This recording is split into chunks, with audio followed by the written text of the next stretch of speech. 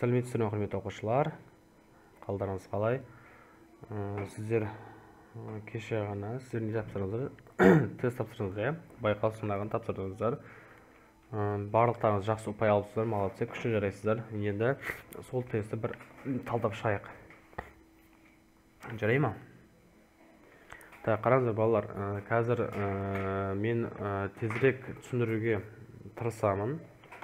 Сіздер скоростьті тездетуге немесе төмендетуге болады. Ютубта не бар, сондай настройка бар, немесе артқа қарай айналдырып түсінбесеңіздер қарап алыңыздар, жақсылап қарап алыңыздар. Әрбір тестті дұрыстап талдасаңыздар, сіздерге келесі тест ұпайларыңыз не істейді? Тез көтерілетін болады. Сол үшін ол разборға, тест талдауға мұқият мән беріңіздер, жарай ма? Біріншісі қараңыздар, теңсіздіктің ең үлкен бүтін жауабын тап дейді. Мұна бізде қандай? Қос теңсіздік, минус 3 кіші немесе тең 2х минус 5 ол 3 кіші 1-ден. Бұл жердегі ең алғашқы ең біздің мақсатымыз қос теңсіздік болған кезде x-іміздің ортада қалуы. Қалай екен? X ортада қалуы. X-імізді мақсатымыз қандай? X-ті ортада қалдыру. Ең бізге кедергені мына 3. Мына жерде бөлу болып тұр, мына оң жағына да, сол жағына не істейміз? Көбейтумен өткіземіз. Минус 3-ті 3-ге көбейтсек, минус 9. Үлкен кіші немесе тең, кіші немесе тең 2х минус 5 кіші 3-тен. Енді қараңыздар, бізге кедергені мына минус 5. Оң жағына да, сол жағына немен өткіземіз? Плюспен.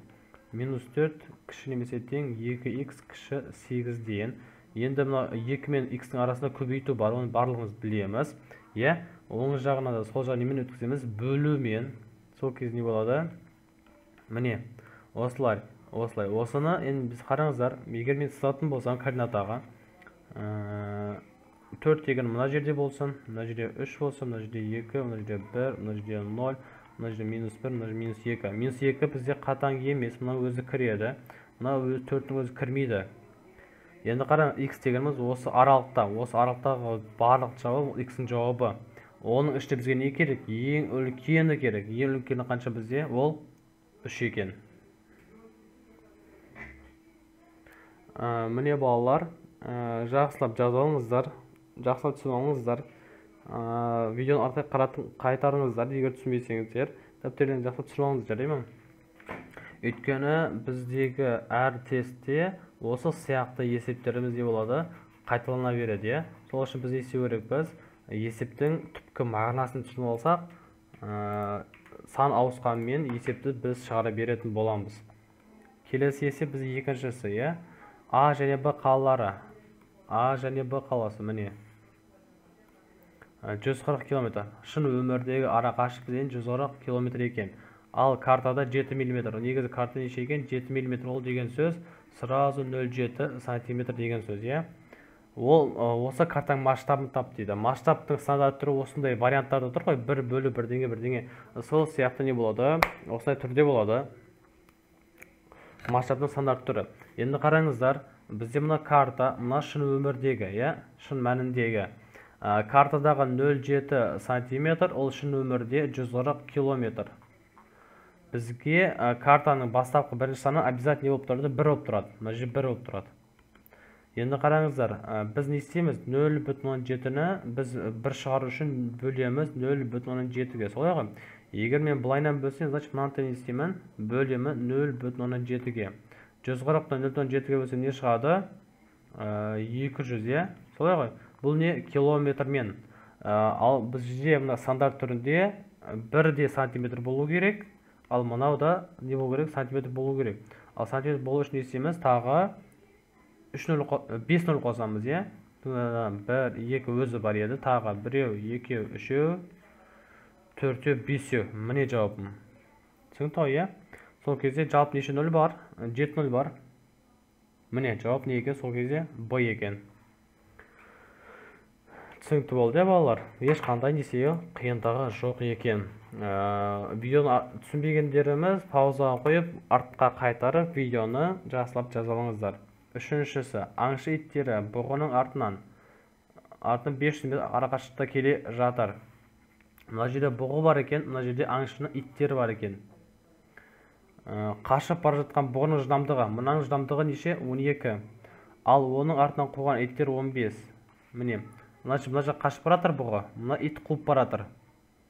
Егер бұғы да иттер де жылдамдығын өзгертпесе 2 минут, мына жерде қараңыз, жылдамдық метр секундпен берілген. Соған мән беріңіздер, жарай ма? 2 минут дегеніміз ол 120 секунд. Оны барлығымыз білеміз. Олардың арасындағын табыңыз дейді.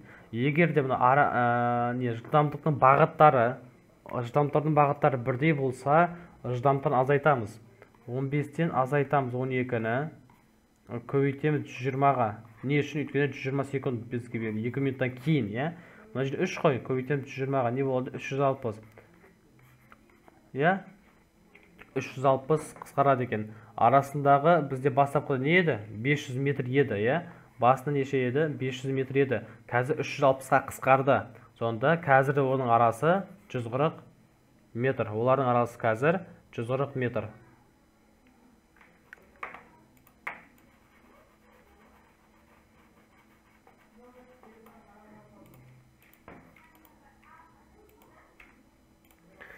Кеттік. Ары қарай периметрлерін қосындысы 96-ға тең. 12 бірдей шаршыдан құрылған түптің ауданы.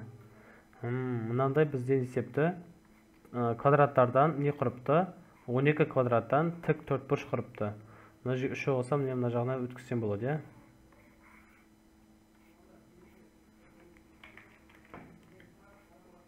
Міне, жалпы менде қазір 12 квадрат бар. Периметрдің қосындысы, мынаның периметрі бар, мынаның периметр. Әр қайсы периметрін қоссақ неше? 96. Онда неше? 96 12 бөлсем, әр квадраттың периметр шығады, е? Ол неше? 8. Мына бір квадраттың периметр 8 болса, значит, әр қабырғасы 2-ден деген сөз ғой. Мына жерде 2. Жалпы неше болды? 8 болды. 2 не болды? 6 болды. Мына тұрған тіктөртбұрыштың ауданын табу үшін 8 6-ға көбейтемін, е? Неше шығады? 48. Жауап А екен. Ал кеттік. Келесі. 25-ке кері сан. Кері сан дегеніміз бізде мысалға сан, кері сан, қарама қарсы сан болса, мысалға 5 берілсін. 5-ке кері сан, 5-ің астында 1 бар. Біз не істейміз? Кері сан табу үшін сальто жасаймыз, е? Сальто деген не? Орын ауыстырамыз. Міне, 5-тен 1. Қарама қарсыдан таңбасын ғана ауыстырамыз. Мына жерге плюс 5 қой, не болады? Минус 5 болады. 2-ден 1. Кері сан дегеніміз орын ауыстырамыз. 2 минус 2-ден 1. Міне, мына жерде не істейміз? Тек қана таңба ауыстырамыз. Таңба плюс болса минусқа, минус болса плюсқа. Таңба ауыстырамыз. Ал кері сан дегеніміз не? Орын ауыстырамыз. Орын болғанда сальто жасаймыз. Алымен бөлімін орын ауыстырамыз. Кет, енді есепке қарайық.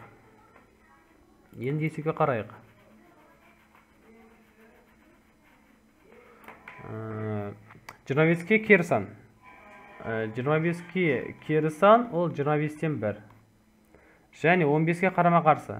Минус 15-ке. Минус 15-ке қарама қарсы сан ол 15-тің өзі.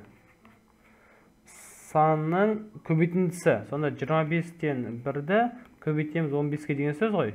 Қысқартам 5-ке 5, мына жерде 3. Соны не болды? 5-тен 3 болды, е? 5-тен 3 деген 10-дық бөлшектің 0,6. Жауап не екен? С екен.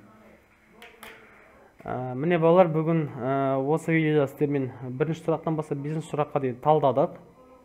Сұрақтарыңыз болса жазыңыздар, түсінбеген жерлеріңіз болса жазыңыздар. Біз қайталап түсіндіруге тырысамыз, жарай ма? Ал жақсы балалар, бай-бай, сау болыңыздар.